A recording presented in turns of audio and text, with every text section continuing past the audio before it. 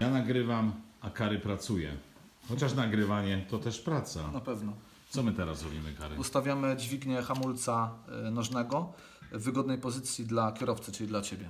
Tak jest. Ja preferuję, aby ta dźwignia nie była za nisko, tylko można powiedzieć zaraz pod butem. Ok, jak się to robi?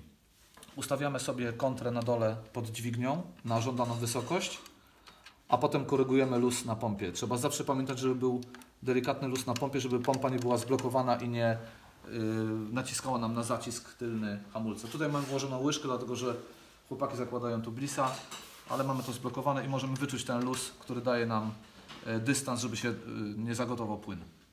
Większość z Was bierze klucze z sobą i myślę, że to jest dobra opcja, aby wziąć tą dziesiątkę, zdaje się, i ósemkę, tak? Z sobą.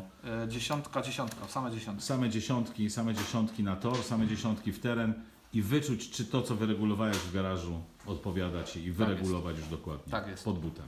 Dokładnie. No. Ale czekaj, to od razu Ty mi coś zadasz pytanie, czy nie? Nie, Ty sam to No to jeszcze wszystko raz robisz. włącz.